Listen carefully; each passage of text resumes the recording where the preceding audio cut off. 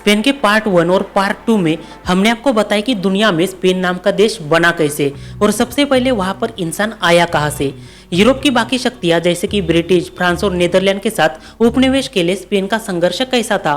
Spanish armada युद्ध उसकी सबसे बड़ी हार थी। देश यूरोप की महाशक्ति बनने के बावजूद भी आर्थिक कर्ज में कैसे डूब गया। लेकिन यहाँ से आगे की कहानी काफी दिलचस्प है। हालांकि युद्ध करना कोई मजाक की बात नहीं। हमने दिलचस्प बोला, इसका मतलब ऐसा नहीं कि हम युद्ध को मजाक समझते, क्योंकि लड़ाई में लोगों की जाने जाती है। देश के आगे की कहानी 19वीं सदी की शुरुआत में लेकर जाती है। यहीं से उसका विशाल साम्राज्य सचमुच बिखरना शुरू हुआ था। एक समय देश का साम्राज्य इतना विशाल था कि स्पेन के नियंत्रण में अमेरिका के बहुत बड़े इलाके थे, आज के मैक्सिको से लेकर दक्षिणी अमेरिका के विशाल हिस्सों तक। लेकिन 19वीं सदी की शुरुआत तक एक नई सोच फैल रही थी। अगर कोई देश खुद पर शासन कर सकता है तो फिर हम स्पेन के अधीन क्यों रहे।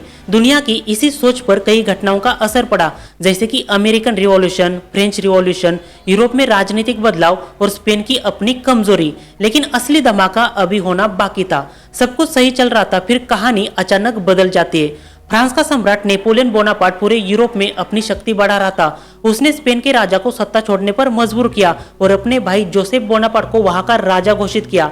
लेकिन स्पेनिशों ने उसे स्वीकार नहीं किया। पूरे देश में विद्रोह शुरू हुआ। यही था पेनिनसुलर वार।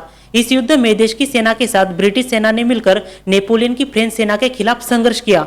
युद्ध का कुछ खास असर नहीं हुआ, क्योंकि स्पेन पहले से ही आर्थिक संकट में डूबा हुआ था और नेपोलियन धीरे धीरे वहां पर नियंत्रण स्थापित करने की कोशिश कर रहा था।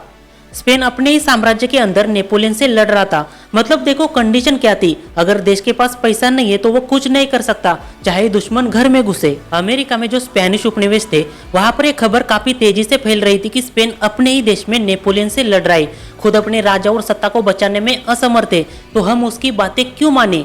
इसी बात की वजह से स्पेनिश कॉलोनी में शुरू हुई आजादी की लहर।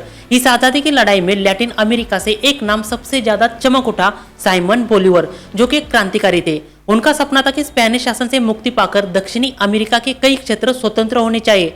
हालांकि बोलीवर कई बार हार गया, लेकिन वापस दुगनी तैयारी के साथ उठा। उसकी राजनीतिक ताकत और बाकी स्वतंत्रता आंदोलन के कारण आज के कई देशों ने धीरे धीरे स्पेन शासन से आजादी हासिल की, जिसमें वेनेजुला, कोलंबिया, इक्वाडोर, पेरू और बोलिविया भी शामिल था। मतलब इन 5 देशों की आजादी के पीछे एक ही क्रांतिकारी का नाम था, साइमन बोलीवर। इसलिए कई जगह पर उसे अल लाइब्रेटर कहा जाता है। दूसरी तरफ एक और क्रांतिकारी अमेरिका के उत्तर दक्षिण हिस्से में स्पेनिश सत्ता के खिलाफ लड़ रहा था, जिसका नाम था जोसे डी सैन मार्टिन। कहा जाता है कि इस क्रांतिकारी ने अर्जेंटीना की स्वतंत्रता की लड़ाई में महत्वपूर्ण भूमिका निभाई। फिर उसकी सेना एंडीज पर्वतों के पार जाकर चिले पहुंची, जो उस समय एक बेहद कठिन सैन्य अभियान था। इसके बाद आजादी की लड़ाई पेरू तक चली गई। मतलब एक तरह से लैटिन अमेरिका स्पेन के कब्जे से पूरी तरह से बाहर निकलना चाहती थी और इसका असर दिखने लगा था। लगभग 1810 के बाद स्पेन ने अपने अधिकांश मुख्य अमेरिकी उपनिवेश खो दिए। सोचिए, जिस देश ने कभी एज़टेक, इंका जैसे विशाल साम्राज्यों को हराकर अमेरिका पर अपना साम्राज्य बनाया था, अब उसी अमेरिका के लोग स्पेन के खिलाफ लड़ रहे थे। कोलंबस के कारण देश ने जिस जमीन पर पैर रखा था उसे उन्होंने न्यू वर्ल्ड कहा था, लेकिन अब वही दुनिया उसके हाथ से निकल रही थी। अमेरिकन साम्राज्य तो चला गया, लेकिन उनका खुद का देश तो शांति में रहना चाहिए। मतलब उपनिवेश के खोने के बाद स्पेन आर्थिक राजनीतिक संकट में फंस गया। देश के अंदर राजशाही, दूसरे राजनीतिक समूह के बीच संघर्ष बढ़ने लगा। इसी संघर्ष के कारण कार्लिस्ट वार, राजशाही का अंत, राजनीतिक विद्रोह और अंत में 1898 का युद्ध शुरू हुआ। अमेरिका के अधिकांश उपनिवेश खोने के बाद देश कमजोर हो चुका था और यहाँ से आगे उसकी सबसे बड़ी समस्या उपनिवेश नहीं बल्कि राजशाही और सत्ता बन गई। साल 1833 राजा 7वें फर्डिनांड की मौत हुई। उसकी बेटी दूसरी इजाबेला बहुत छोटी थी। राजा के भाई डॉन कार्लोस और उसके समर्थक, उनका मानना था कि असली राजा वही होना चाहिए। यानी स्पेन 2 हिस्सों में बट गया। एक पक्ष रानी दूसरी इजाबेला के समर्थन में और दूसरा पक्ष डॉन कार्लोस के समर्थन में, जो कि पारंपरिक राजशाही व्यवस्था के समर्थक थे। फिर शुरू हुआ फर्स्ट कार्लिस्ट वार। लेकिन कार्लिस्ट का क्या मतलब है? कार्लिस्ट कौन थे? राजा 7वें फर्डिनांड की मौत के बाद अगला राजा कौन बनेगा? मतलब स्पेन के सिंहासन का उत्तराधिकारी कौन? 2 नाम सामने आए, रानी दूसरी इजाबेला, राजा फर्डिनांड की छोटी बेटी, और डॉन कार्लोस, राजा फर्डिनांड का भाई। डॉन कार्लोस को असली राजा मानने वाले जो लोग थे उन्हें, मतलब डॉन कार्लोस के समर्थक, जिन्हें कार्लिस्ट कहा गया। 1833 से 1840 7 साल के लिए देश में भयंकर राजनीतिक सत्ता संघर्ष चलने लगा। लेकिन यह संघर्ष केवल इस सवाल का नहीं था कि राजा कौन बनेगा। इसके पीछे एक और बड़ा सवाल था, स्पेन आधुनिक बनेगा या पुरानी व्यवस्था को बचाएगा, क्योंकि ब्रिटेन, फ्रांस और बाकी यूरोपीय देश आधुनिक तरीकों से व्यापार पर अपना प्रभाव बढ़ा रहे थे।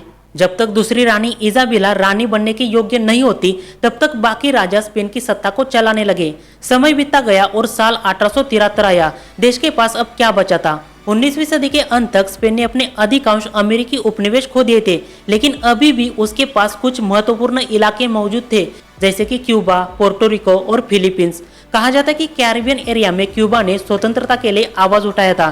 स्पेन ने उसे दबाने की कोशिश की थी। तभी दुनिया की एक नई ताकत इस कहानी में प्रवेश करती है, जिसका नाम था यूनाइटेड स्टेट्स। 1898 में क्यूबा के संघर्ष के कारण अमेरिका और स्पेन के बीच युद्ध शुरू हुआ, जिसे स्पेनिश अमेरिकन वार कहा जाता है। आपको क्या लगता है, अमेरिका के सामने स्पेन टिक पाएगा? बिल्कुल भी नहीं।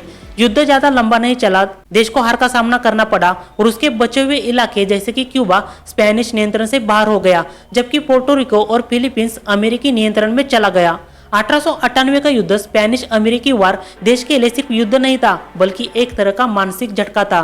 स्पेन को भी स्वीकार करना पड़ा कि वह पुरानी वैश्विक महाशक्ति नहीं रहा, जिसने कभी दुनिया के विशाल हिस्सों पर अपना शासन किया था।